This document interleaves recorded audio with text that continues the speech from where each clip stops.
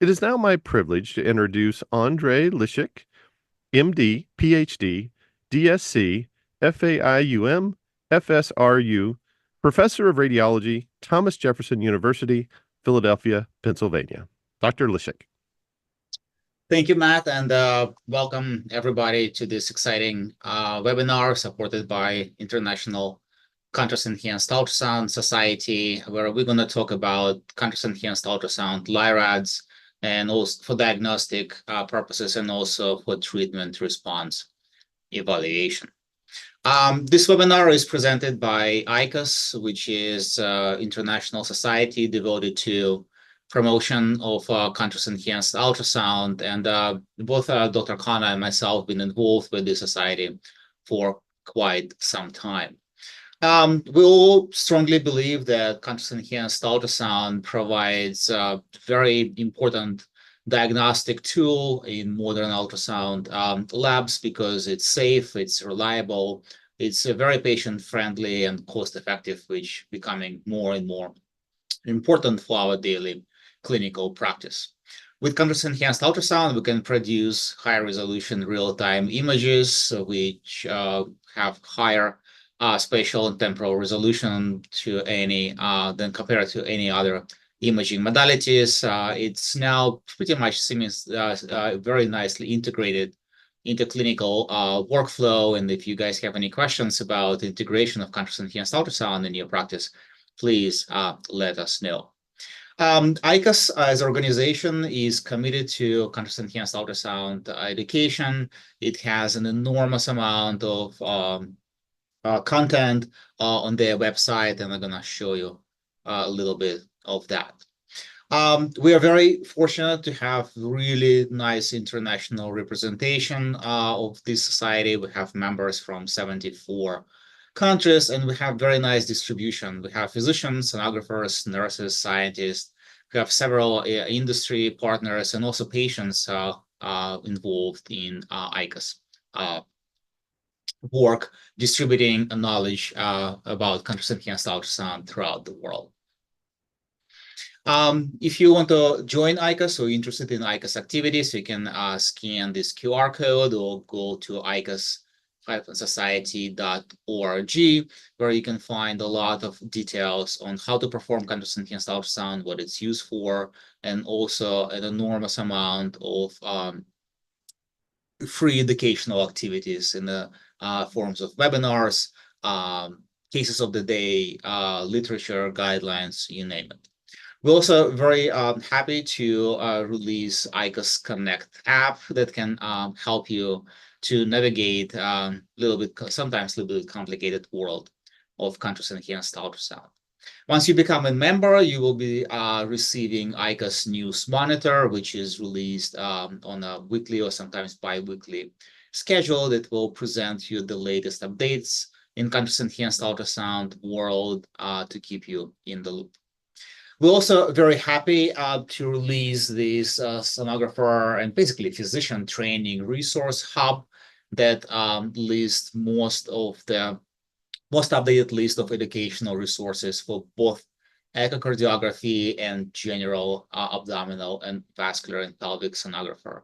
Guidelines, websites, webinars, all things that you might need to get up to speed with your contrast-enhanced ultrasound practice will be in those very nicely written guides.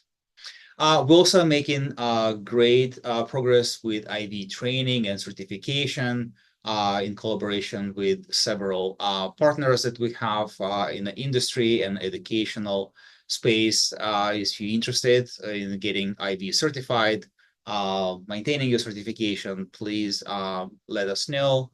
Go check it out on ICUS or Northwest Imaging Forum's websites, where you're going to find enough information to get you started. ICUS is also very active in consensus guidelines space. We just recently released this multi-societal consensus statement on safe administration of ultrasound contrast agents. And if you have any questions or concerns, if you need any piece of literature or evidence to support your practice, I think this might be a very, very good resource for you. So join ICUS, tell your colleagues about ICUS, follow us on social media, and but majority, I would say, start with a website. It will take you lots of different interesting places to learn contrast enhanced ultrasound and also to support your clinical practice.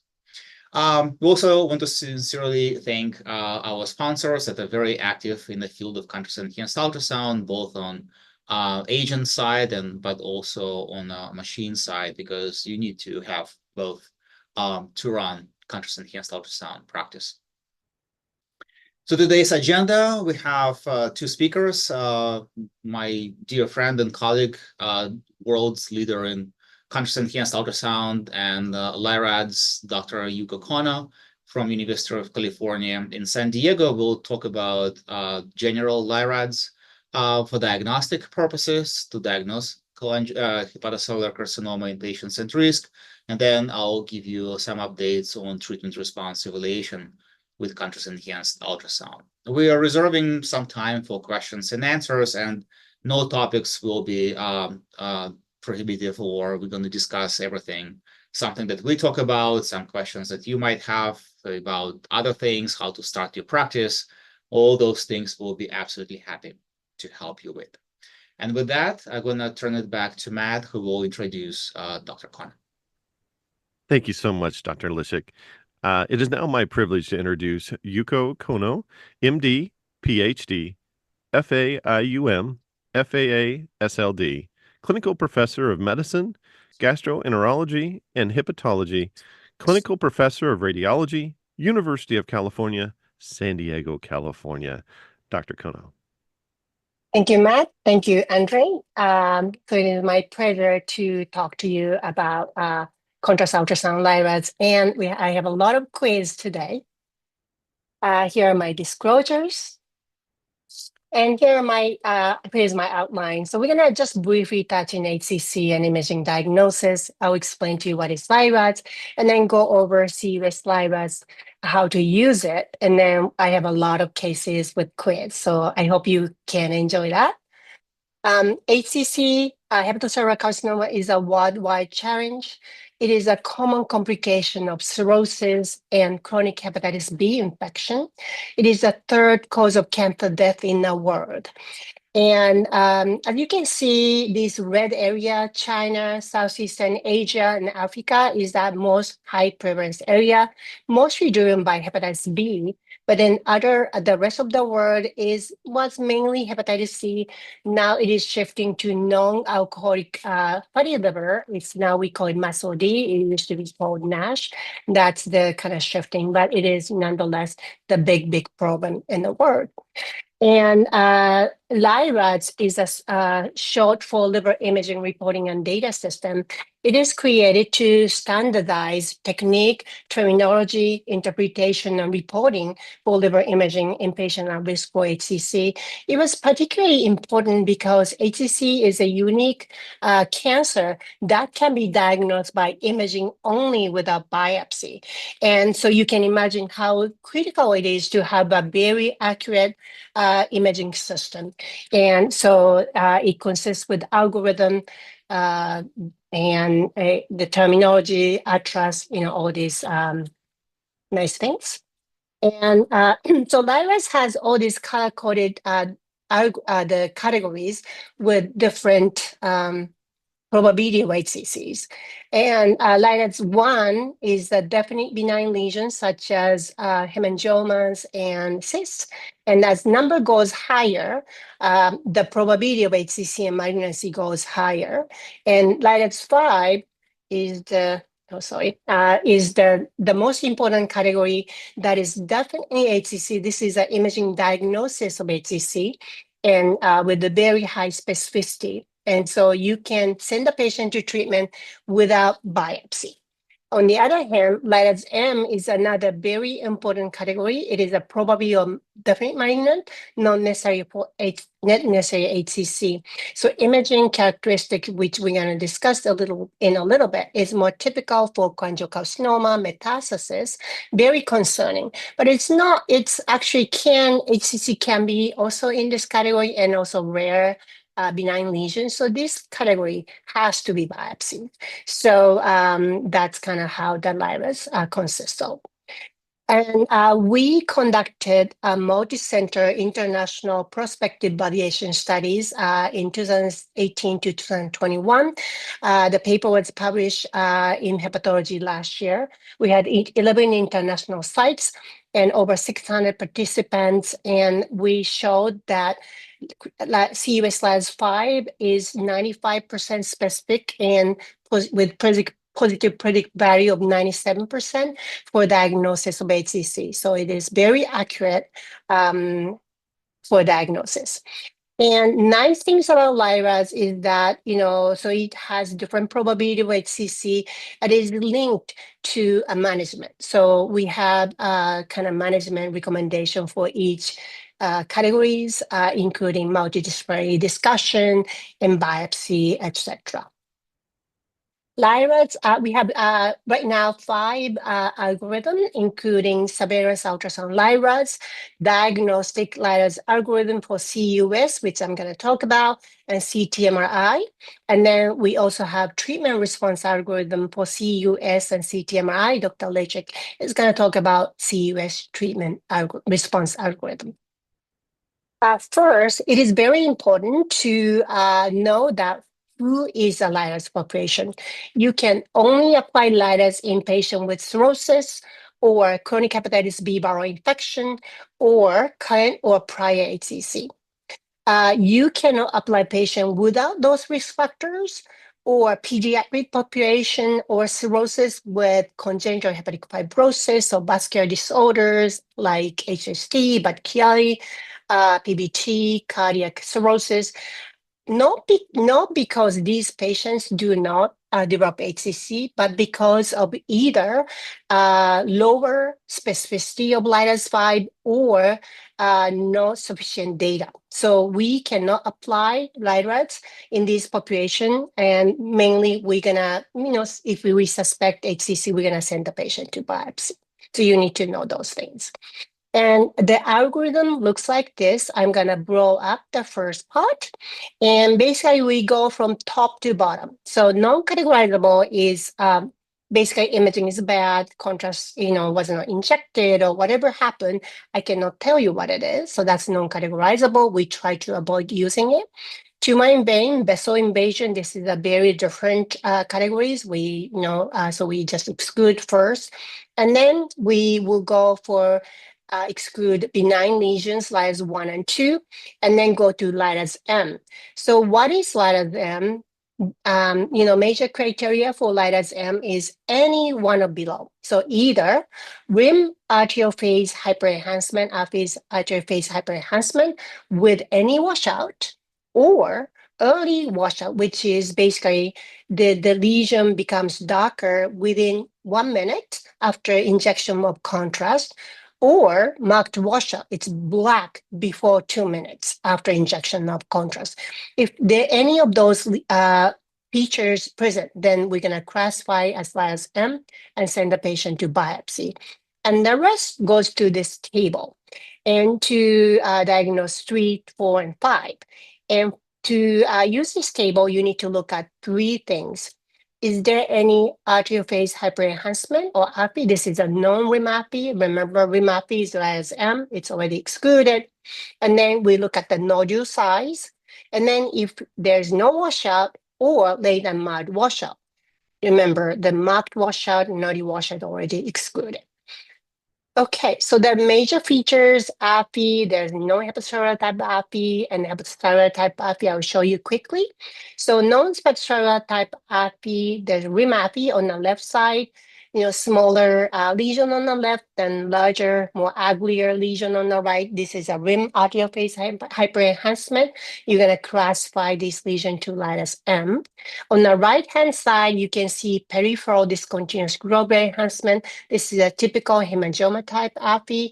And of course, if it gradually enhances and no washout, this is a hemangioma LIRAS 1. And then hepatocellular type AFI is anything else. affine whole, affine pod, mosaic pattern, nodule. These are all hepatocellular type affy, and it will categorize to 3 or 4 or 5 depending on the size and the washout.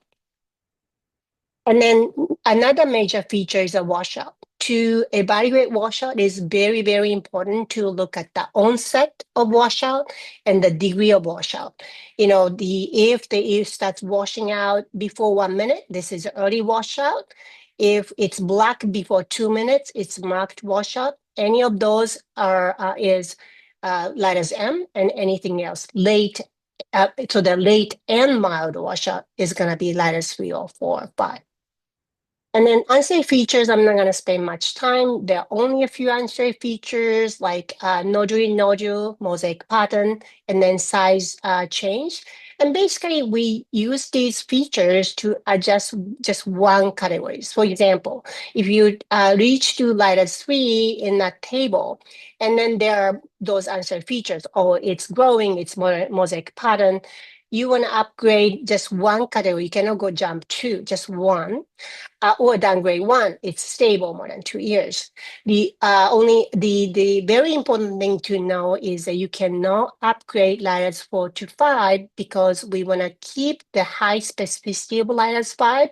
So that to meet LiDARs 5, it needs to meet those major criteria, not by ancillary features. And then just briefly to show you imaging protocol for RADS or liver, nodule imaging. It's very important to do continuous real-time imaging to evaluate arterial phase. And then you could keep watching till 60 seconds or 1 minute, but after that, we freeze imaging. We do brief intermittent imaging, usually every 1 minute or so that we don't destroy too much bubbles, so that we can watch as long as we need. I had an HCC washed out, finally at 9 minutes. I mean, as long as the liver is enhancing, we keep going. So it is very important to do this. So we're gonna do a lot of quizzes. I'm gonna show you cases. So be ready. Case number 1, 63-year-old female with alcohol cirrhosis. And so there's a 3-centimeter nodule in the right lobe of the liver, as you can see. And after injection of contrast, you can see a nice arterial phase hyperenhancement. So this is a non-remorphic. And then at 2 minutes, it's ISO, no washout. 3 minutes, there's a mild washout. 5 minutes, it's washing out. So quiz number 1, what is a LiRADS category? So you need to remember that table I just showed you. And so we're gonna just go exercise. Some people probably may have answered already. So what do you look at? I think so like I said, we need to look at the AFI and the size and the washout. So this is a table. So we'll just look at again. So there's an arterial phase hyperenhancement, and it's 3 centimeters, so greater than 10 millimeter. And then there's a late and mild washout. So this is CEUS LiDARs 5. So it's easy, right? Okay, case number 2, 19-year-old man with Fontaine-associated liver disease. And CT showed this mass in right lobe of the liver, hyperenhancing in arterial phase and washout in the late phase. And this is the grayscale ultrasound, segment 6, 36 millimeter hyperechoic lesion. And we inject contrast. Let's see what happens. You see the nice arterial phase hyperenhancement right here. Okay, and then 1 minute, it's ISO, no washout at 1 minute. And then 6 minutes, it's washing out. Okay, feet, late and mild washout, 36 millimeter. Okay, what is the LiDARs category? This is quiz number 2. I think you have an answer. Sorry, I don't have music or, any polls, but I hope you pick the answer. So let's look at the LiDARs population. So like I I showed you, we can only apply for patient with cirrhosis, chronic hepatitis B, or current or prior HCC patients, and we cannot apply in these populations. He's 19 years old, so he's not pediatric. However, he's a cardiac congestion patient, and I didn't tell you he has cirrhosis. No, he doesn't have cirrhosis. So we actually cannot apply RADS. If I apply RADS, this is gonna be RADS 5, right? So we didn't apply LADAs, and we did the biopsy, and this was a hepatocellular adenoma with HIMP-1 alpha inactivated subtype. And hepatocellular adenoma can show very similar appearance with HCC, and then if you apply LIRADs in wrong population, this can happen. So you need to be careful. So that's the answer. None of the above. Right? Okay, case number 3. This is a 61-year-old man with alcohol cirrhosis. Okay, so this is a high-risk population. I'm not tricking you anymore. All right, so there's a 25 millimeter nodule hypoechoic lesion in the dome of the liver, as you can see. And then after contrast injection, you see AFI. This is non-rim AFI as in arterial phase. It's washing out at 46 seconds. So it's an early washout, remember that? And then, it's washing out, not the marked washout. So AFI, early washout. So the question number 3, what is a LIRADS category? Do you know the answer? I wish we can have a poll, that would be more entertaining, right? I hope you picked the answer. I hope I'm not going too fast. Okay. All right.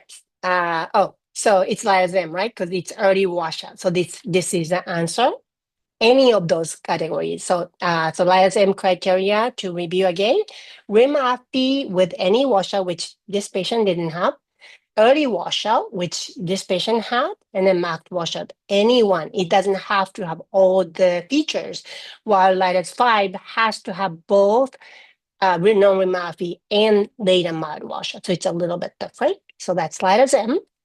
Okay, so what is the management recommendation for LIDAS M? Do you remember we talked about what we're gonna do LIDAS M? Okay, I hope you have an answer. I don't have a choice because this is straightforward. So we usually typically send the patient to discuss at the multidisciplinary discussion, and typically we send the patient to biopsy because this is a very worrisome lesion for cholangiocarcinoma, for metastasis, can be HCC, right? And then we did a biopsy, and the biopsy showed moderately differentiated HCC, okay? Then the next question is, biopsy of LIAS M lesion was HCC. Was CEUS diagnosis wrong? Answer A, yes, it was wrong. HCC should be LIAS 5, and LIAS M is cholangiocarcinoma or metastasis. Or answer B, no, it was correct. LIAS M can include HCC. It's one of two, so it's 50%. Hopefully you have an answer. Okay. All right. So let's just review LIDASM again. LIDASM is the category it's most misunderstood.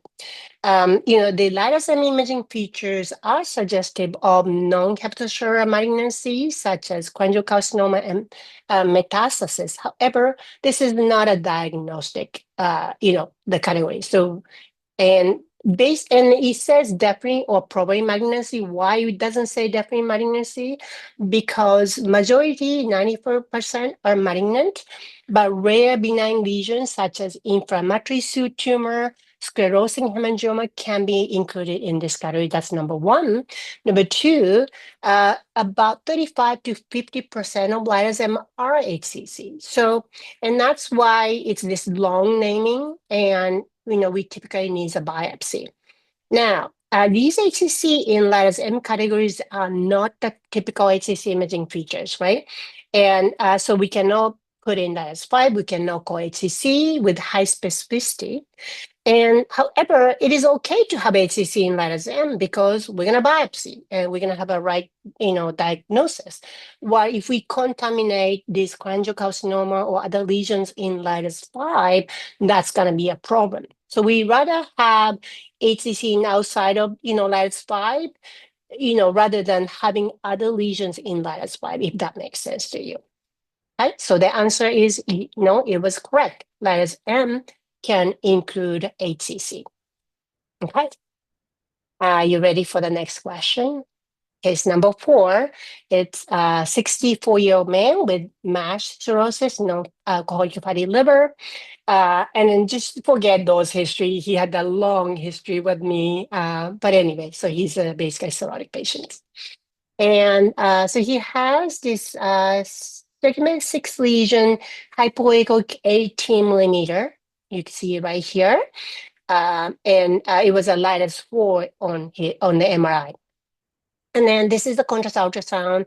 You see a nice aphy in arterial phase, no washout at 1 minute, no washout 5 minutes, no washout at 7 minutes. Okay? 18 millimeter, aphy, no washout. Okay.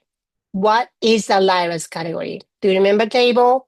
At the beginning, if you're a beginner, it's hard. You need to look at it and you have to go through it. But if you use it over and over, you will memorize. It's gonna be very, quick, instant answer. But anyway, let's go over together. Is there any hyperenhancement in arterial phase? Yes, there was a aphy. How big it was? 18 millimeters, so it's 10 greater 10. And then is there a washout? No, there's no washout. So this is CEUS lattice 4. That's how we are using this table. Okay, so that's an answer. I hope you got it right. Now, next question is then, what is the proper management for lattice 4 observation, probably HCC? And I'm sorry, I didn't go through all this management slide details. So if you don't know the answer, that's totally okay, but just guess, right? A, biopsy to confirm HCC. B, it is most likely an HCC. We can proceed with treatment. C, follow up with imaging. D, do nothing.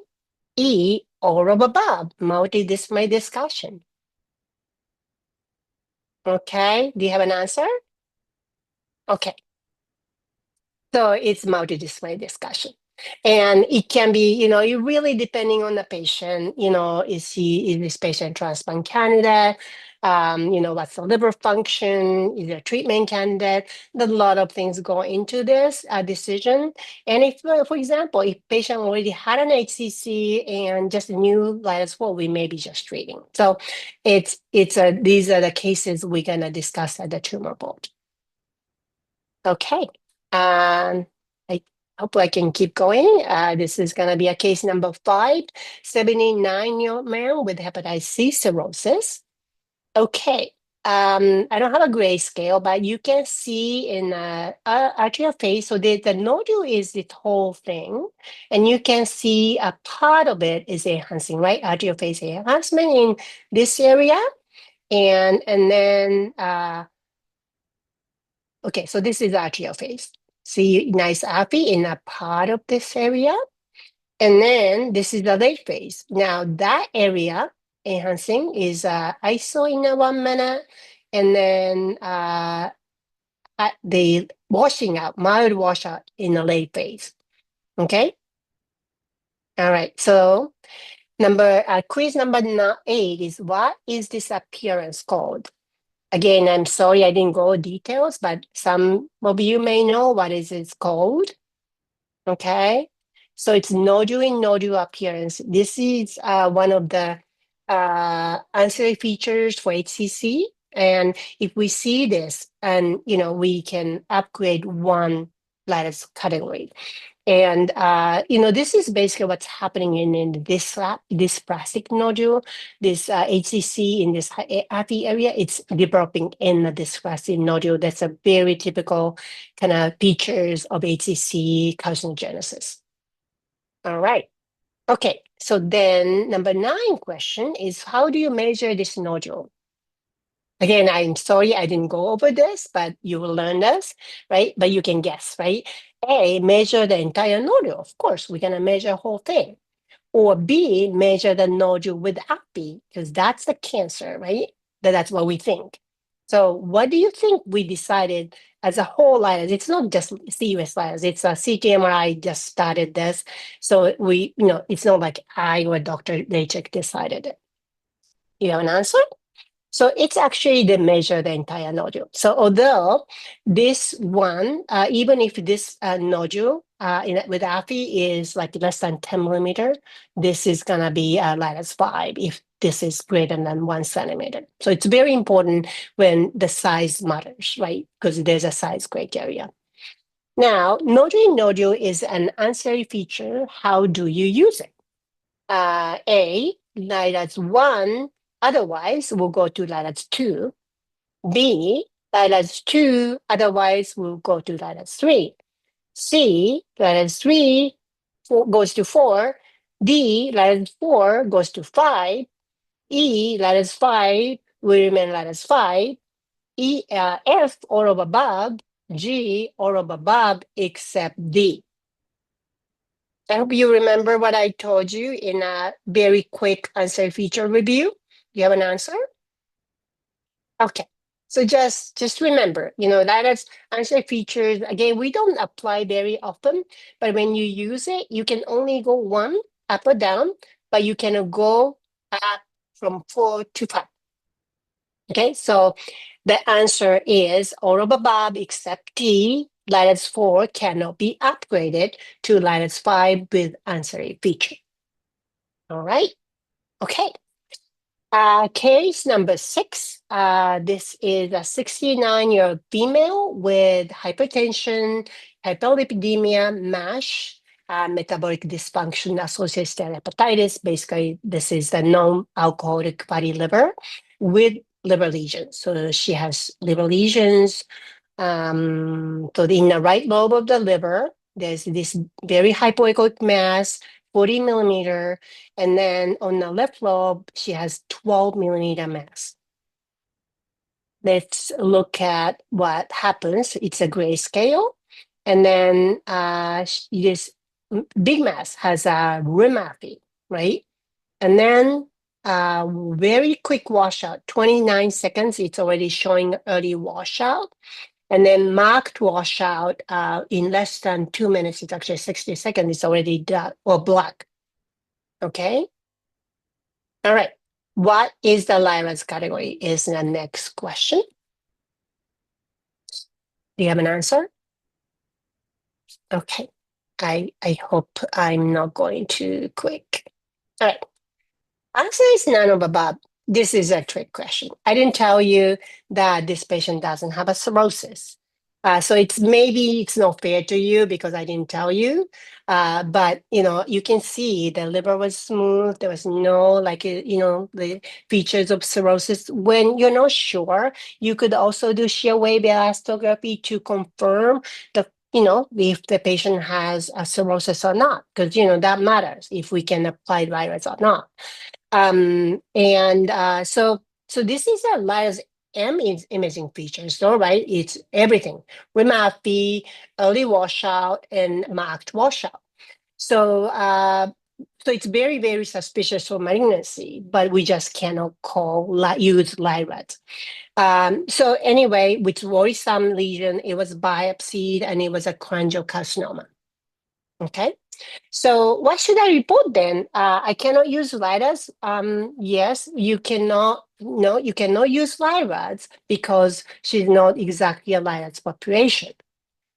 Then what do you do? So you should just describe the findings and your impression. Like, for example, there's a rheumaphy with early and marked washout, and imaging features are highly suggestive of non-hepatocellular malignancy, such as intrahepatic cholangiocarcinoma, right? Therefore, we recommend a biopsy to confirm diagnosis. So it's basically we're doing the same thing. It's just we cannot use LIRADS in non-LIRADS population. That's my point. And like I said, biopsy showed cholangio. Now, actually, the problem was not that. because MRI showed these features, they're worried, they did biopsy as well. Now, this is an MRI. The left side is a non-cone MRI. You can see the right side mass, the left side, the red lobe lesion, small lesion, you can kind of see that too. Arterial phase is in the middle, rim FB, right? And then the small lesion here. And then the right side is typical features in MRI in the cholangiocarcinoma. There's no washout. It's like more enhancing, more central enhancement. And because this cholangiocarcinoma is a very fibrotic tumor, and contrast for CT MRI, it's a small molecular agent, it leaks into the interstitium and it's trapped in this CEUS cancer. So it's a feature in MRI when we see it, oh, it's suspicious for cholangiocarcinoma. On a CEUS, on the other hand, remember, it's a rapid and marked washout. And actually, that discrepancy is a very important features for cholangiocarcinoma. And why we see all this washout while MRI and CT doesn't? Because the contrast for ultrasound, these are bubbles, micro bubbles. It's about the same size as red blood cells, and it doesn't leak into the interstitium. It's a pure blood agent, so it will show these cancer features with washout, while MRI CT doesn't. It's good to know this so that when we see those both features, it's not contradictory. It's supplementary, complementary, and we can give actually the accurate diagnosis. Now, anyway, so the problem was this left lobe lesion, right? So we know this patient has a cholangiocarcinoma by MRI, by contrast ultrasound, and by biopsy. What about this left lobe lesion? MRI said this is concerning for metastasis, right? It's looking like, enhancement, no washout, looking like the same as this right lobe lesion. So how does it look in ultrasound? It's a hypoechoic mass in kind of fatty liver. In the left, it's 12 millimeter.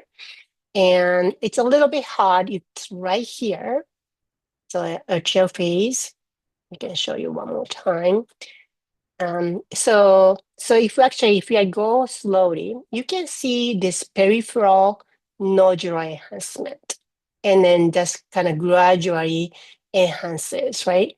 So because we have such a high frame in MRI, you see just right here, but we can see this enhancement. So that's a little different from the mother nodule.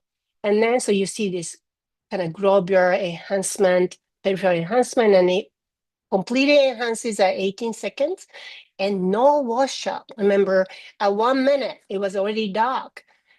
3 minutes, it's still enhancing. So this is a hemangioma. If she was a LIAS population, this is LIAS 1. And so, we could diagnose correctly, differentiate these lesions correctly, which MRI couldn't. Okay, so what is the diagnosis? We already said it, sorry. It's a hemangioma, right? Okay.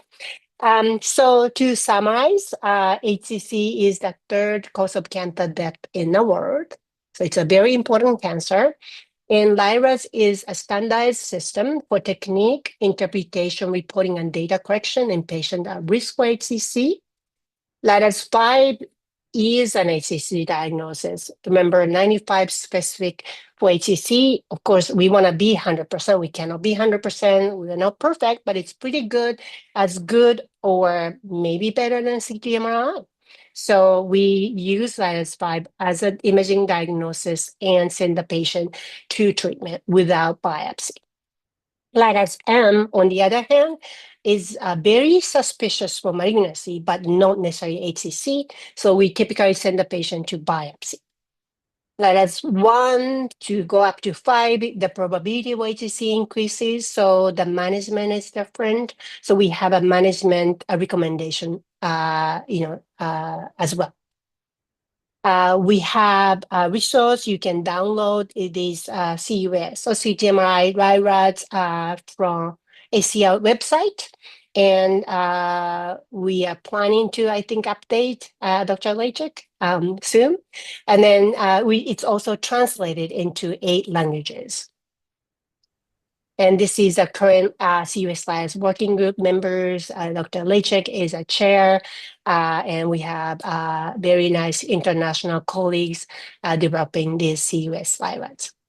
And I thank you for your attention. I'm going to stop sharing. Thank you so much, Dr. Kono.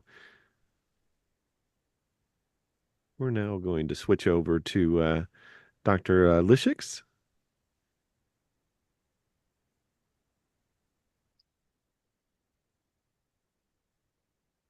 Good. Yuko, thank you very much for this excellent presentation and great cases. I honestly think that cases is probably more important to show during those webinars because it's really teaches the thought process, which is incredibly important. So thank you very much for doing that. You guys see my slides? Yes. Take it as a yes. Thank you. Yeah. Yes. So moving forward with contrast enhanced ultrasound, LIRADS, the first diagnostic version of this LIRAD system was introduced in 2017, and last year, I believe, we finally, after a few years of intense discussions, released this treatment response assessment LIRADS, and I'm very happy to present it to you today. Here are my disclosures. Again, it builds on diagnostic LIRADS. It's now listed at the ACR's website, and you can go to this ACR website, type LIRADS in the search box, and download all LIRADS documents, including diagnostic, treatment response for contrast enhanced ultrasound, screening, and diagnostic, and TRA for CT and MRI.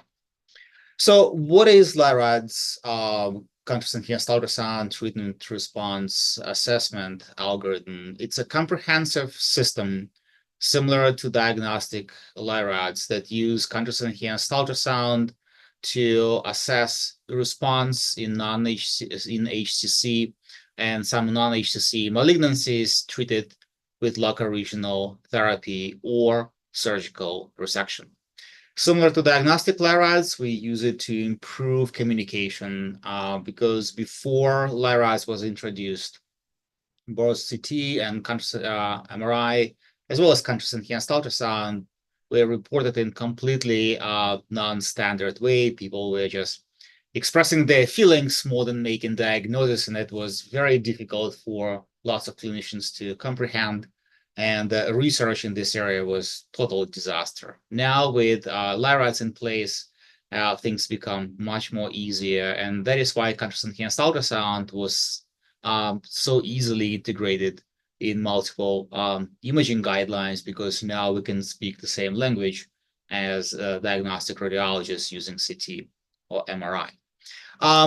Contrast enhanced ultrasound treatment response assessment was developed by interdisciplinary team, international consortium of diagnostic interventional radiologists, hepatologists, rad-onc people, and we did it through extensive literature review, but also was predominantly based on consensus between the readers.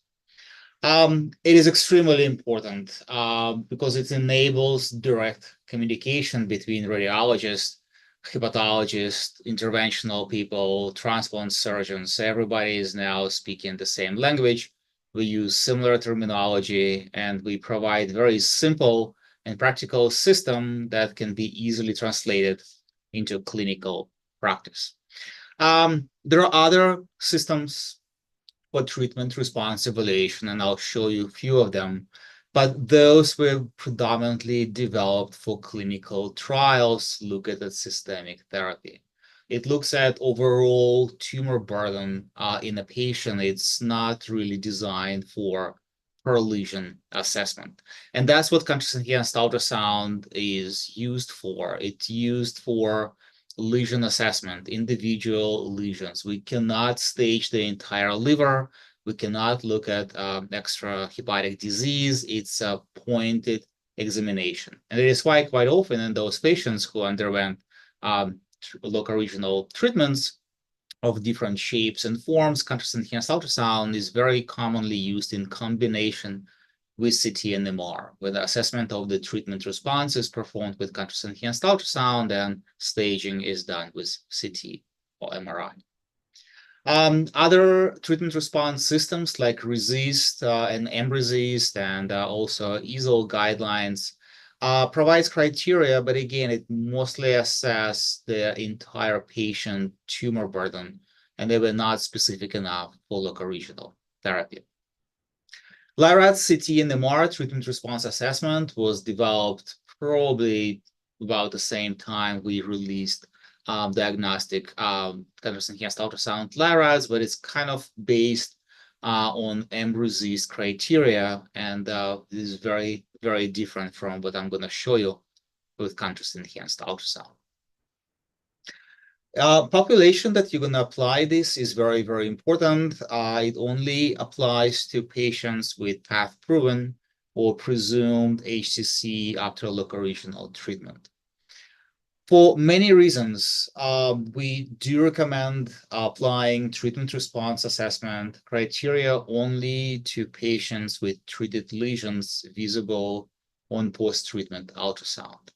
And this becomes very important, more of those cases you do, especially in patients with advanced cirrhosis. Their livers will be very nodular. There will be lots of lesions and pseudo-lesions and areas of parenchymal distortion. You need to be sure to know exactly where that lesion that you treated with local regional therapy or before you start treating it. For this reason, we always compare post-treatment imaging with pre-treatment evaluation. If you have contrast-enhanced ultrasound before treatment, it will be very, very nice to look at those images just to learn what that lesion looked before treatment. If not, CT and MR are very, very helpful, and quite often we do fusion between contrast-enhanced ultrasound and CT and MR, trying to make sure that we know exactly where the treatment was applied. If you don't do it, you're going to make a lot of mistakes, and I'll show you a few of my own, because you can look outside of the treatment lesions, called something that is not treated lesion, viable disease or non-viable, and make a misdiagnosis. If you see distinct nodules that are separate from treated lesion on follow-up imaging, new lesions that appear in a sizable distance from the treated lesion, don't use TRA assessment, go to diagnostic LIRADS instead. At this point in time, we only apply treatment response assessment with contrast-enhanced ultrasound to lesions treated with non-radiation treatment options. Transarterial chemoembolization, blunt embolization, RFA, microwave, or percutaneous ethanol injection.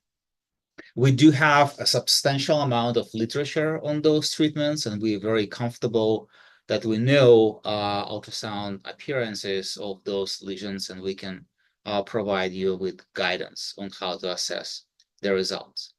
Radioembolization, Y90 tear, unfortunately is not well studied with contrast-enhanced ultrasound. It usually produces very sizable areas of very inflamed liver that looks very similar to pre-treatment HCC. So for all practical purposes, Y90 should not be evaluated with contrast-enhanced ultrasound. We just don't have enough literature and data to support it.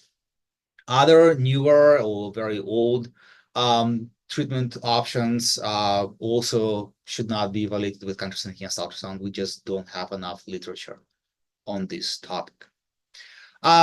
LIRADS, non-radiation TRA, will produce outcomes in 4 different categories. Non-evaluable LIRADS TR and C is when you can't produce images of good quality, patient is not behaving, something is wrong, you don't have enough images, the image quality is degraded. Don't use TIRADS, go to CT and MR, repeat ultrasound at a later date. Non-viable, when you have pretty much definitive confidence that there is no viable tissue in your treated lesion. Viable when there is definitely something viable and growing and recurring in the treatment zone, and then obviously equivocal, which things are in between. To improve accuracy of contrast-enhanced ultrasound assessment of treatment response, we decided to use different diagnostic criteria for disease viability within the treated lesion and outside of the treated lesion margins. We use very broad criteria for intralesional enhancement to increase sensitivity of tumor viability detection. So pretty much any ISO hyperenhancement within the treated lesion will be considered viable disease. For perilesional, we have to use very strict criteria because ultrasound, contrast-enhanced ultrasound is extremely sensitive to areas of vascular distortion. And after treatment, perilesional inflammation, reactive changes, granulation tissue development will often present with arterial phase hyperenhancement. And we need to have very strict criteria that mirror RADS 5 that Dr. Connor just shared with you to call something viable along the margins of the lesion. I mentioned several times treated lesion, and this is the cornerstone of contrast-enhanced ultrasound RADS for treatment response evaluation. You definitely need to know the treated lesion, and you need to know where margins of treated lesion are. After catheter-based treatments like TACE or transarterial embolization, we're gonna use treated lesion observation margins as a treated lesion. After percutaneous ablations, like radiofrequency or microwave ablation, it will be a combination of observation itself that was treated, but also parenchymal changes related to ablation procedure, but visible on B-mode ultrasound. And after surgical resection, the entire cavity after segmental or wedge resection or margin after large resections like trisegmentectomy will be considered treated lesion. Step one in your evaluation is assessment of both intra and perilesional tumor viability using contrast-enhanced ultrasound imaging criteria presented in those tables. For intralesional viability, to call something present, we're gonna take any arterial phase hyperenhancement or arterial phase ISO enhancement with, without washout, doesn't matter. If you have something enhancing greater than surrounding liver or identical to surrounding liver within the confines of treated lesion, that's viable disease. Arterial phase hypoenhancement is a little bit tricky. We're not necessarily 100% confident what those areas are. Can be partially treated tumor on the way to die, could be partially treated tumor that is recurring, could be granulation tissue that is replacing ablation cavity. We just don't know. Those guys will be labeled as uncertain and we'll obviously follow them up. Absent intralesional enhancement will be absent tumor viability within the mass. For perilesional tumor viability, will be very, very strict. To call tumor along the margins of treated lesion, we want to have arterial phase hyperenhancement with washout, similar to RADS 5 criteria. Anything else, arterial phase hyperenhancement without washout, ISO with washout, or hypoenhancement along the margin of treated cavity, call it uncertain. We don't know what those guys are. We need to follow this up. And when you have enhancement identical to surrounding liver, you can call perilesional tumor viability absent. I'm going to show you a couple of examples how to assess intra and perilesional tumor viability. Nice, beautifully defined treated lesion in patient 1 month after TACE. You have nice black hole of the lesion with no internal areas of enhancement. This is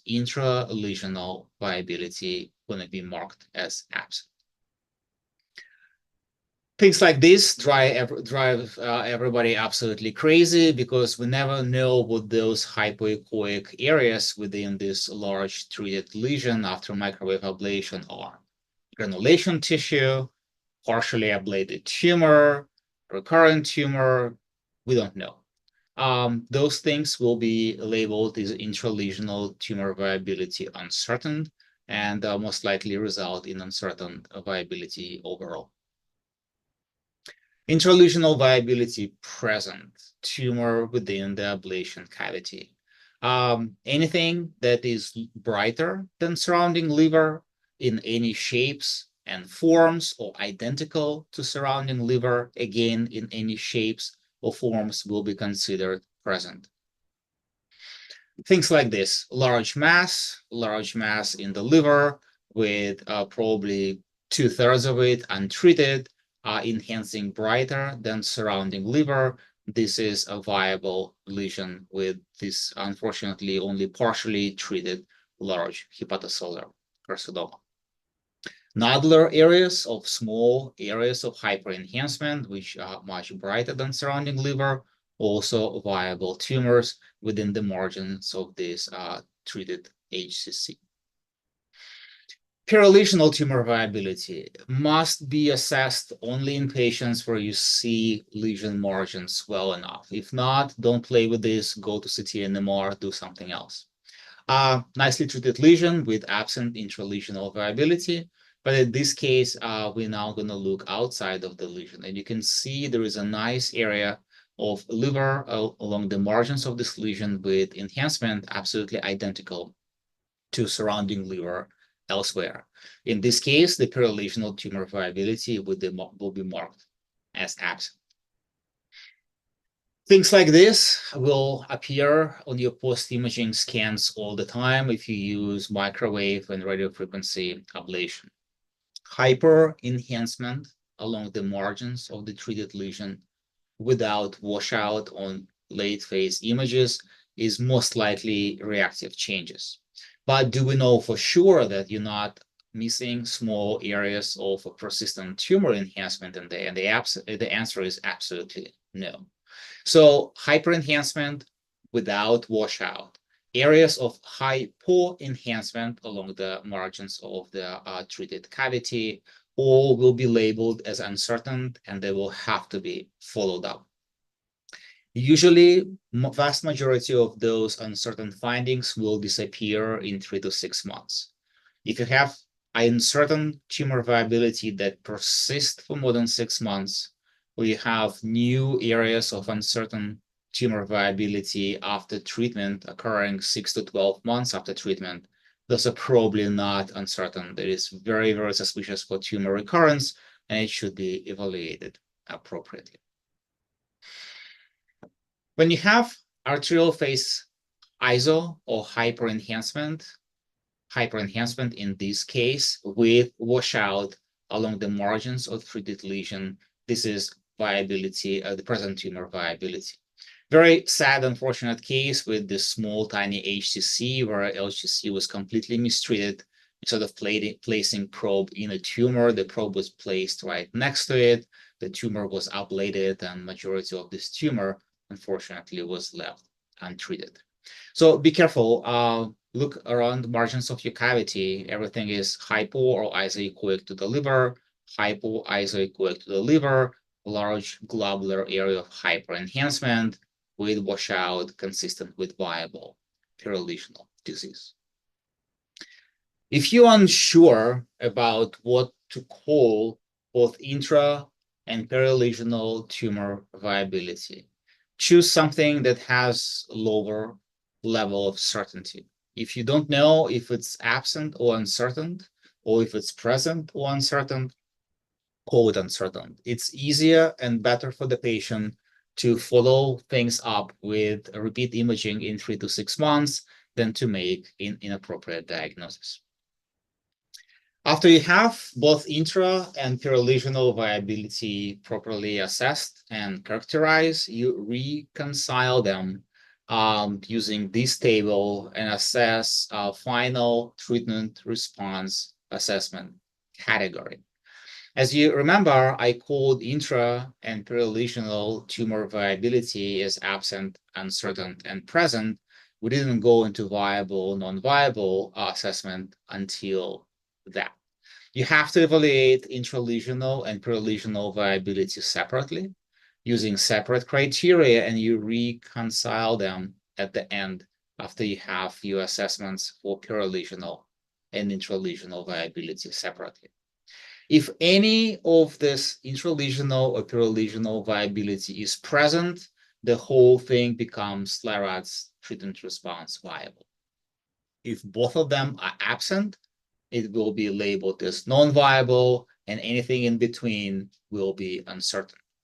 So again, I'm sorry that this might be a little bit confusing. We really tried to create one size that would fit both intra and perilesional assessment, but it wasn't possible. Ultrasound, unfortunately, or fortunately, is very, very sensitive to vascular alterations. So you need to be very, very sensitive to any abnormal enhancement within the treatment cavity, treatment lesion, and be very, very loose with your criteria along the lesions, because otherwise you'll be confusing reactive changes for present tumor vascularity.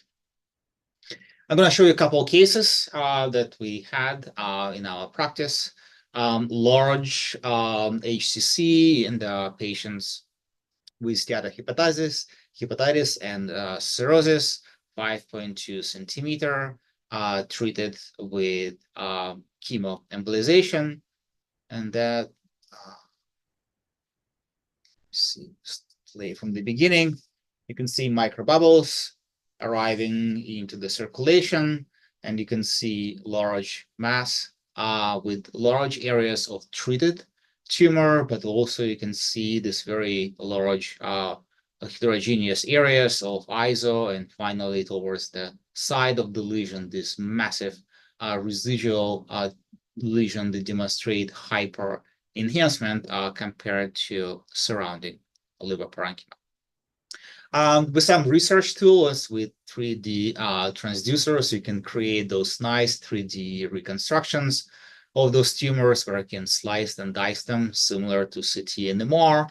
And you can see this is the whole mass with some areas of treated, non-viable disease, but also large swabs of very vascular, hyper-enhancing residual disease. So this will be treatment RADS TRA viable. Intralesional viability will be present. Perilesional viability will be absent. The final category will be viable disease. What about lesion like this? Another hepatitis patient with cirrhosis, 3 centimeter mass in the, I think, right hepatic lobe. You can clearly see margins of this lesion. Contrast-enhanced ultrasound, you can see bubbles arriving to the liver, and nice area of absent contrast enhancement. This was one of the cases that I made a huge mistake. I called this RADS non-viable because we're so happy to see this nice black hole of absent enhancement. We sliced it and diced it with 3D reconstructions. Everything was very nicely non-enhancing, and this was called non-viable disease. Patient had an MRI, a little bit of motion, but this was also called a non-viable disease. The patient went to transplant, and on transplant, on explant pathology, the final diagnosis was treated HCC with 30% of viable disease. So both contrast-enhanced ultrasound and CT and MR misdiagnosed this unfortunate patient who had large areas of residual tumor. So with that, we went back and we look at this lesion again, and the mistake that we made, we didn't measure size of this treated cavity on contrast-enhanced ultrasound. If you look in here, that's your 3 centimeter lesion. And if you transpose the measurements from B mode to contrast-enhanced ultrasound, that's your 30% of viable disease. So be very, very careful with measurements of treated lesions, and also be very careful with margins of treated lesions. Because if you just look at that partially treated lesion, you can make the same mistake as I did and call it non-viable disease, although 30% of this tumor is enhancing. So dual calipers, transposing region of interest from grayscale to contrast enhanced ultrasound images is extremely helpful, and I use it all the time in my practice. And also for the same reason, if you don't see your margins well on B mode ultrasound before you inject microbubbles, please use it with very, very with grain of salt and extreme caution, because you can make the same mistake as I did again and again. So final correct classification of this lesion was TRA viable, unfortunately mischaracterized on both contrast enhanced ultrasound and MRI. What about this lesion? Large 9.2 centimeter HCC post 2 weeks post chemo embolization. I'm going to play a clip for you. You can see nicely enhancing liver. There is some microbubbles flowing in very organized fashion through this lesion, and we consider this to be probably okay. Early on, you can have some preserved vascularity to the lesion. But the question is what to do with those large areas of hyper enhancement. Is this enhancing tumor, or this is an artifact that we can see quite often after chemoembolization? And the answer is this is artifact. There is a shine-through artifact that we can see quite often in patients with something very, very hyper-echoic in their livers. And gel foam that our interventional radiologists quite often use at the completion of their embolization, or sometimes beads might have a little bit of air on their surface, can produce those areas of increased enhancement.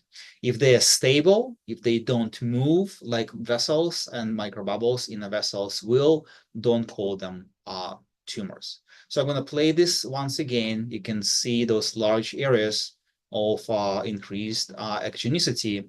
And it's interesting enough, those artifacts usually show up after you fill your liver with contrast. So you can see those swaps of very stable stationary signal on the sides of this lesion. That is not tumor. All this area in here is just an artifact that corresponds to this pretty much shine through or non-linear enhancement in the lesions with very, very hyperechoic areas that we often see after treatment. All right, so non-linear propagation artifact that complicate your life. If you're not sure, rescan the patient, because those things usually go away in a few weeks after treatment. Again, that's all I have for you. Again, as Yuka said, would like to extend my huge token of gratitude to my co-conspirators, members of our RADS working group, and would like to bring those presentations to an end, and we'll have some time to answer any questions that you guys might have. Thank you.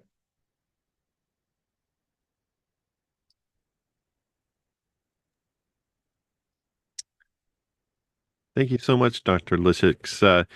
Those folks, learners, please use the Q&A button at your screen's lower menu bar to put in your questions for our faculty.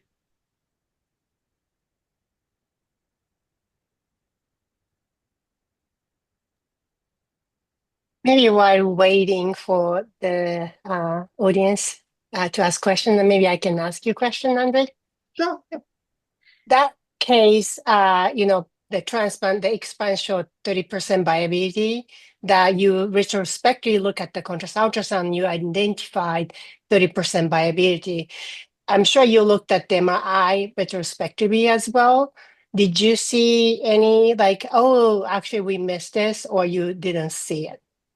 If I can, let me, yeah, that was a fantastic case, and I can tell you that it was read by a person who most definitely knows what he is talking about when it comes to MRI. You can see my screen. It was very difficult MRI to read.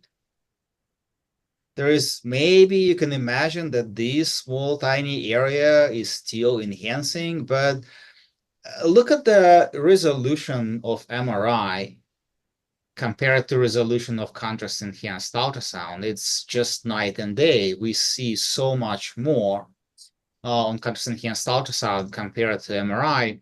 So I don't know, this was read as non-viable disease, and I would have really, really hard time arguing with that. Now I know there is 30% viable disease, but is it this area or maybe area on the side? Impossible to tell, especially as you know, cirrhotic livers are not homogeneous to start.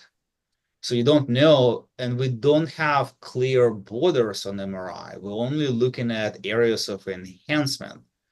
Unlike contrast enhanced ultrasound, there is no B mode MRI, there is no anatomical imaging. It's all based on enhancement or differences in diffusion or signal characteristics. So I think MR has more troubles than contrast enhanced ultrasound by far. But just this case to me shows the importance of this border delineation. And most scanners nowadays, they have dual calipers. Not all of them are easily accessible. Sometimes you need to go and click on a few buttons to bring them to life. But dual calipers, when you measure something or you mark something on your grayscale image, and it will automatically translate to your contrast enhanced ultrasound image, is absolutely a lifesaver. And I would not interpret any contrast enhanced ultrasounds without it. Yeah, I can't agree anymore about the dual caliper, even for the diagnostic, CEUS live RADS. It's very, very important, especially small lesions. Definitely you need to use dual caliper.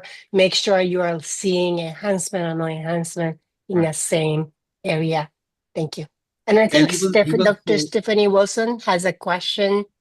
It's in Q&A, Andre. Where are we looking at radiation therapy and surgery?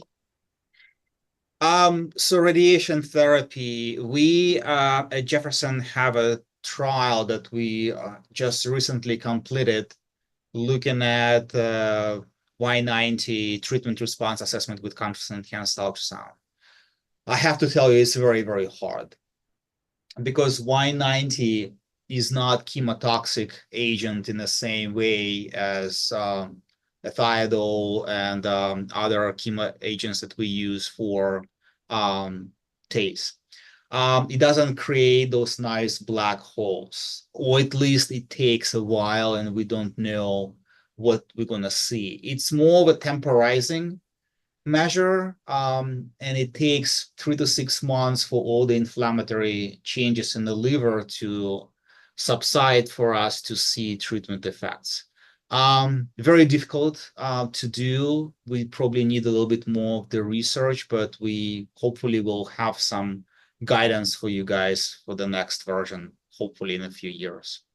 For abdominal surgery, we don't really do much of that because most of the patients that we have, they go and get Y90 or ablations. We very rarely resect tumors, but you have to be very careful with granulation tissue after surgeries because areas of wedge resection can fill in with granulation tissue that might look kind of suspicious. So we treat it with a grain of salt, obviously.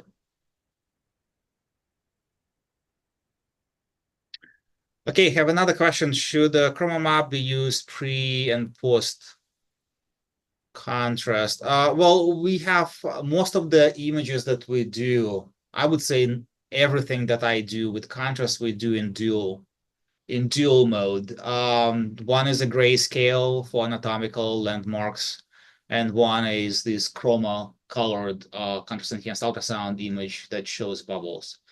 People use different chromas, the different scanners use different colors. It doesn't really matter, but for pretty much everything that we do clinically, this dual screen mode is probably the best. Some scanners, most scanners can do overlay, but the problem is that B mode that you get in contrast-enhanced ultrasound mode will be significantly degraded.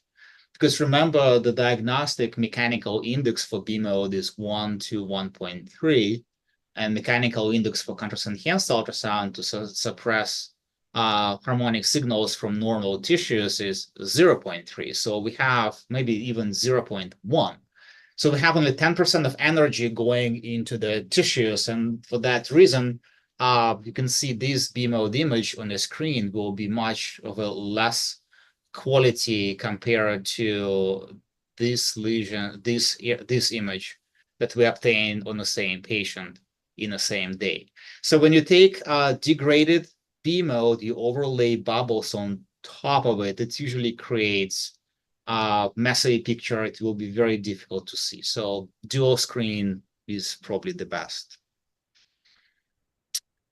Okay, another question. Thank you for presentation. What are your thoughts using contrast-enhanced ultrasound to assess outcome right after or at the end of interventional procedure? Oh, this is a very good question. And we don't have a strict criteria for tumor response assessment, but I think doing contrast-enhanced ultrasound right after microwave ablation or radiofrequency ablation is very, very helpful to look at margins and to confirm that you ablated something. Timing might be difficult or tricky because when you do microwave ablation, you produce a lot of bubbles of air. So your tumor will be pretty much covered in something that looks like this, and it will be very difficult to see if you have a residual enhancement. But we use it all the time just to check our margins and confirm that treatment was delivered, because you definitely don't want to see this large cavity after microwave and then a nice juicy tumor sitting next to it. So use it, but with a grain of salt, mainly for procedure guidance and immediate treatment success assessment, not for treatment response evaluation. Okay, they have another question. Contrast will bright the tumor the no means worst RADS category. Not sure if I understand this question correctly, but so there are some groups or suggestions grading RADS in more subcategories: RADS 3, A, B, and C, RADS 4, A, B, and C, and so forth. We decided not to do it because we don't see a point of doing it, because it will not translate in difference in management.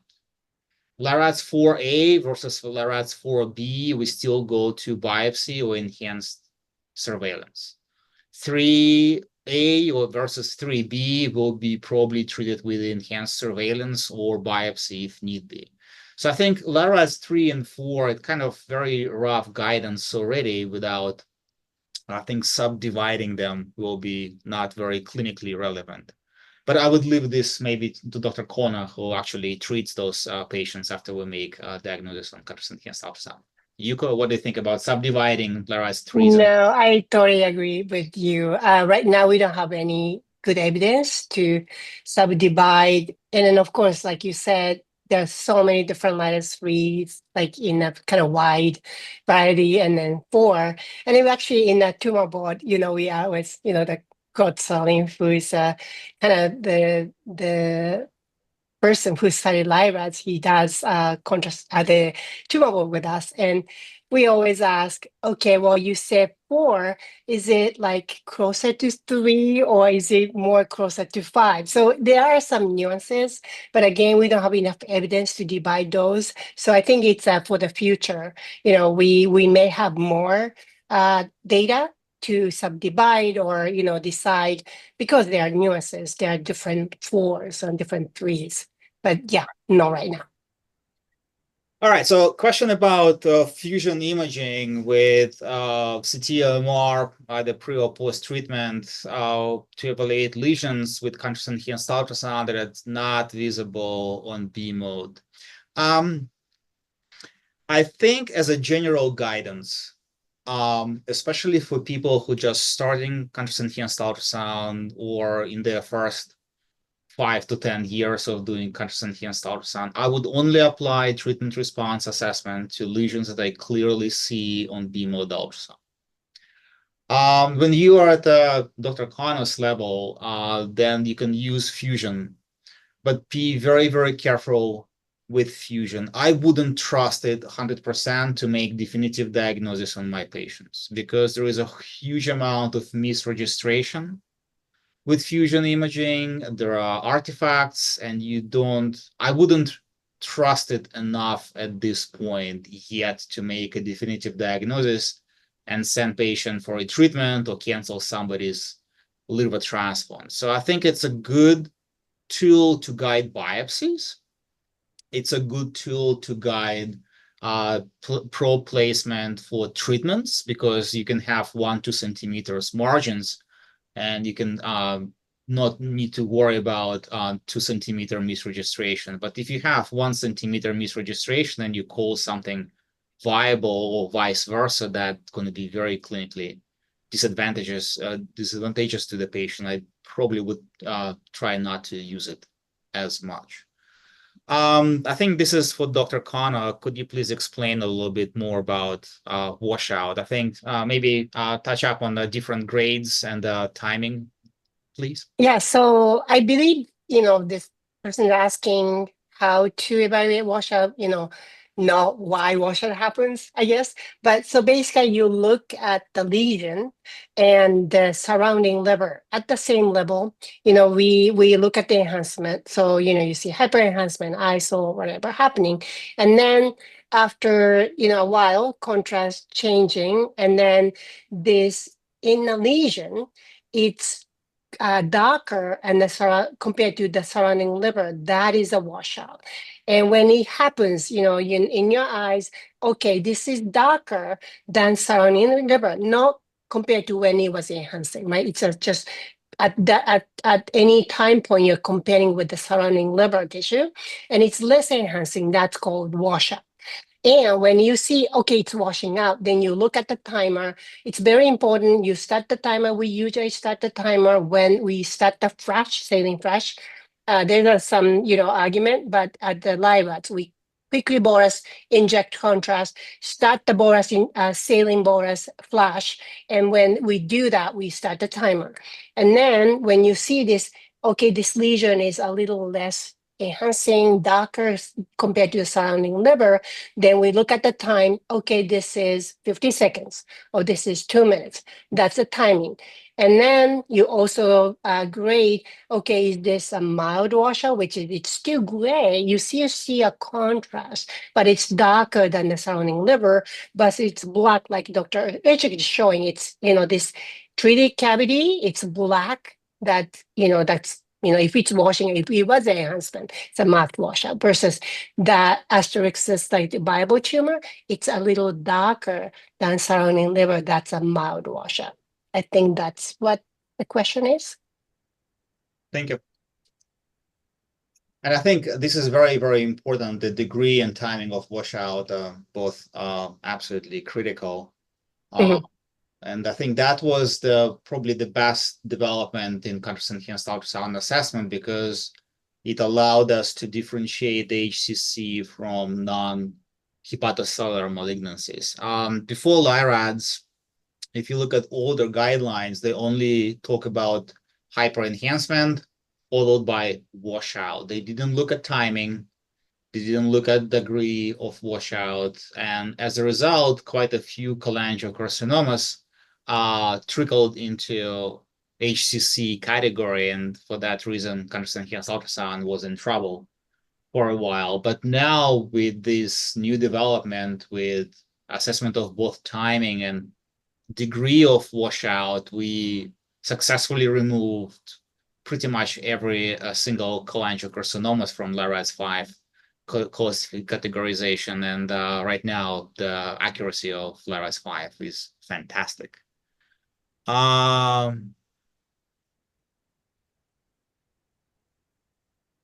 So the question about marked versus mild washout. Marked washout, and please remember, it has to be assessed at 2 minutes. If at 2 minutes after contrast injection, you have black hole, like the one between arrows, that's non-HCC malignancy. Or it's LARADS M, which can be very poorly differentiated HCC, cholangiohepatoma, something mixed, God knows what. If you have mild washout degree that starts after 1 minute, that's pretty much HCC. If you have that in combination with arterial phase hyperenhancement, that will be your LARADS 5 lesion. So marked washout at 2 minutes, this is LARADS M, full biopsy. Marked mild washout at 2 minutes and beyond will be LARADS 5 or likely HCC. Okay, do we have any other questions? You guys have anything to add? Sorry, didn't mean to. No, I agree. So they basically, when, I don't know exactly what this person's asking, but when this HCC, for example, if you are just looking at HCC, of course, cholangio has a different prognosis and stuff, but usually those LARADS 5 category HCC is usually well or moderate differentiated HCC versus this LARADS M marked washout, like a pitch black or early washout HCC is mostly poorly differentiated HCC, which has usually worse prognosis than the other typical HCC, if that's what the, he's asking, but yeah. And I just want to add that there is lots of criticism of LARADS in general and contrast enhanced ultrasound, saying that LARADS 5 is good, but also LARADS M has lots of HCCs. And that's totally fine. Because in my view, in general, we shouldn't be diagnosing cancers on imaging. You should biopsy every single thing that you see. But in a specific patient population with very, the specific imaging criteria with hyperenhancement and late and mild washout, in some patients, you can be confident to make a diagnosis without biopsy. So I look at this thing opposite. We are removing a bunch of patients from biopsy, which is good, but we still have to biopsy quite a few HCCs, especially poorly differentiated, because you might need genetics, you might need markers, you might need something else. And quite often they're mixed tumors that might need different management. So having half of HCCs and LARADS M is totally fine. Those are usually bad actors. They do need biopsy. We're not comfortable enough to make a diagnosis on imaging alone, and biopsying them is the way to go. So don't worry about it. Don't feel bad about calling HCC LARADS M. It's probably bad HCC that needs biopsy regardless. Okay, I think I want to thank everybody. I want to sincerely thank Dr. Connor for participating in this webinar and also for creating contrast enhanced ultrasound LARADS back in the day. And thank you, Northwest Imaging, for organizing everything, and ICUS for supporting our activities. Thank you very much. Thank you so much.